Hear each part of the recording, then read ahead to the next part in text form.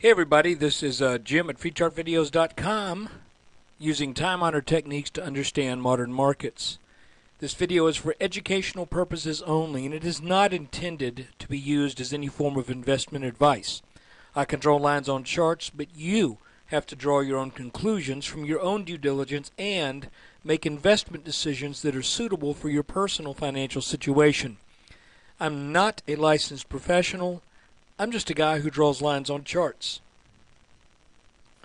Okay guys, we are looking at a 2-day chart of the S&P 500. Each candle is represented, I can't talk.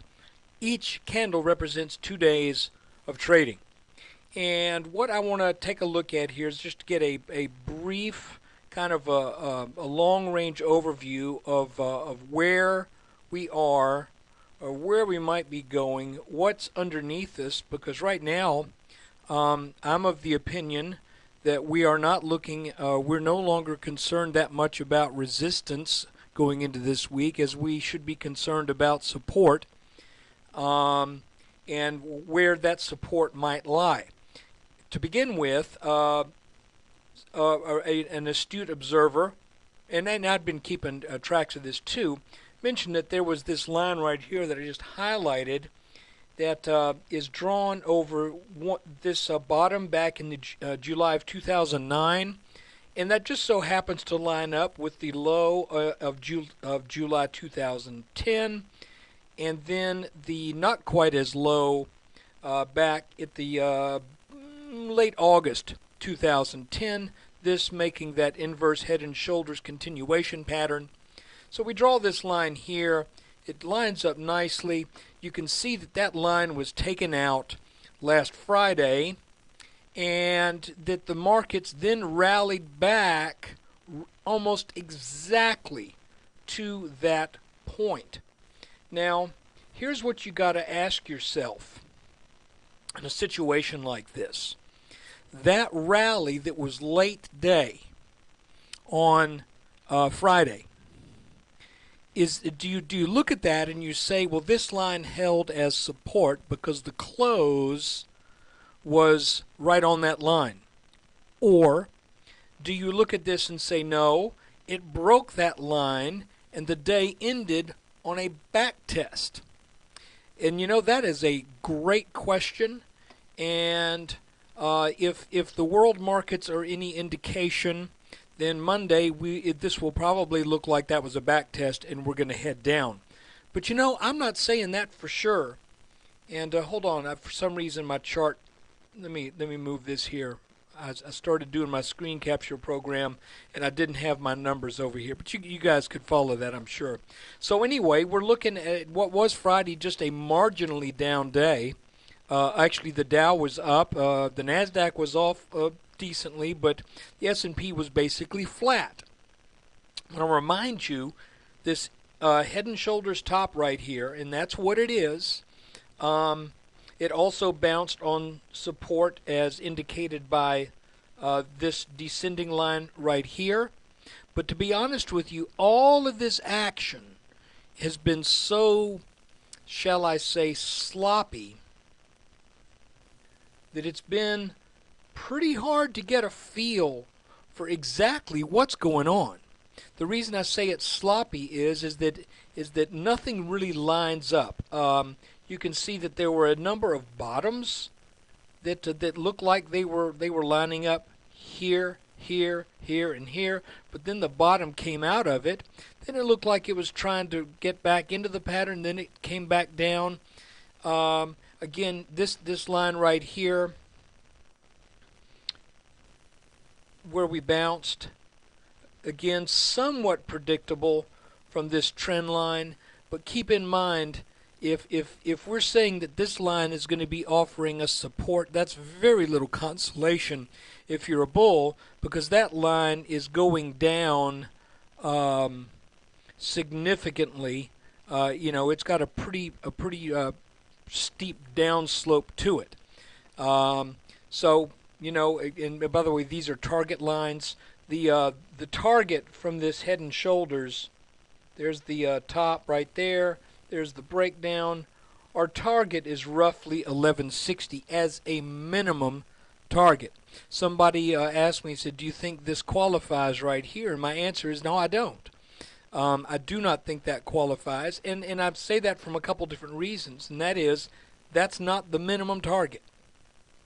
The other reason is, and I'm going to sound bearish here, but I think that's the right call. The other reason is, what is the likelihood? And actually I was mistaken. I called this a 5-month long pattern. It's not. This is a pattern that developed over, let's say, starting here, 1, 2, 3, 4, 5, 6, 7 months. We have a 7-month long pattern, head and shoulders. Is it, something tells me it's not right thinking to think that what takes 7 months to develop is going to result in something that's going to be over within 2 weeks. That just doesn't make a lot of sense to me. And so I'm expecting this to fully make that 1160. And after that, we start looking for support in the 1120s. And if that were to fail, then we start looking for support along this line that's in the mid-1000s. And let me show you where these are coming from. That is coming from this inverse head and shoulders right here that never really got a good solid back test on that line. If that fails, and we're talking a good ways out here, then we look to this head and shoulders neckline right here from the very market bottom. And I would think if we are still in a bull market, that line needs to hold. Okay, if this line breaks at some point through now to the end of the year or 2012, then I'm saying, well, you know, I may have been wrong in my outlook that this market was going to run for 5 years like they most do. That instead we are getting a nice 2.5-year run out of this, and we simply ran out of steam. So, you know, I'm just reading the chart, guys. You know, it's not. I don't want anybody to say, you know, you're betraying me because I thought you were a bull. Well, yeah, I was a bull, but now the chart is saying maybe you need to question that whole outlook. And you know, you cannot argue with the chart. If we had bounced on this line and not broken it, then we still would have had this head and shoulders to worry about. So. But had we bounced on this line and gotten back over this neckline and made a new high over the 1350 mark or so, then I would have said, yeah, we're going to head on up to the 1400s. But that didn't happen. This kind of break from this kind of pattern is very typical. And it's typical of, I hate to say it, but when you have a head and shoulders, it is typically a turn of fairly important magnitude. So let's back up now. I want to look at a 4-day chart, and I want to show you the head and shoulders that was at the top of this market back in 2007. Now this pattern is a little bit different. Some people have been pointing out similarities, but you know, you can kind of argue where the head and shoulders is, because it looks like this almost has two heads. So to my way of drawing this, there's your pattern, really. I know some people say, no, it should be, you know, just that this was something else going on right here. This was like a right shoulder test, but this was the actual peak. So this, to me, looks more like a double-headed monster. And I know that's not the traditional outlook, but if you look at it that way, you can see there was a perfect back test to that happened about 4.5 months after the breakout. So what are we looking at with any similarity to what's going on right here? Well, there are a couple things that are different, and the first thing is this pattern happened, and it was after a little bit more of a run-up than what we had here, but it was also less steep. So the sell-off from this may have been a little less violent. Even though you look at this, it looks pretty nasty. I don't see any candle in this breakdown up here that's as long as the candle that we had this past week. So this is a particularly nasty sell-off that we experienced. The S&P downgrade that took place on Friday late in the day after the markets had closed. I don't know how much of that's really priced into the markets. I know that the Israel's market was way down today, but I'm not that familiar with their market. I don't follow it. I don't know even, I know some of the Middle Eastern markets trade Sunday through Thursday, so I don't know if their market trades on Friday or not.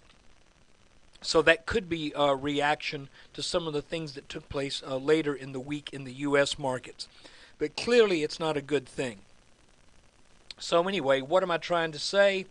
Well, what I'm trying to say is if this market rallies back to this neckline, that is a clear signal in my book to with protective stops to go short. And if you look at this line, if it's now broken, hear me out here. If this line, which is now broken, serves as resistance, then we could get a situation where the market goes sideways here for a while, and then finally, excuse me, at some point, 4 or 5 months down the road, this may turn up and come back to back test this line before heading back down. If that is the case, then there's also the possibility that that we're looking at even a larger head and shoulders, but that's way, way, way preliminary, and I'm certainly not willing to make this call right now. Look, additionally, I just want to share this with you. I saw one chart after another this past week. Stocks that I owned, stocks that I've been following that I don't own. I've seen one chart after another that looked solid as it could be and looked bullish for multiple reasons. I saw these charts break. And thankfully, because some of my entries were right at support, it did not result in huge losses, had I bought near the tops, but losses nonetheless. And so this to me is really looking ugly, and my gut feeling is it's going to get more ugly. So, but, my gut feeling has gotten me in trouble before. Let's stick with the charts. Right now, this broke. This could be a back test up to this line. If the world markets react poorly to the S&P downgrade, then I suspect we're going to head down and start to test the low 1100s. So look, thanks for watching this video. I wish I had better news for you, but it's not about good news. It's about reading the chart. And right now, the chart has broken. This is a head and shoulders top. We have not made the minimum target yet. And so, this is not a market to be long in. Look, take care. Thanks for watching. When you get a chance, please come by freechartvideos.com. Help support the site with your web traffic. Appreciate it. And there'll be another video after the close on Monday.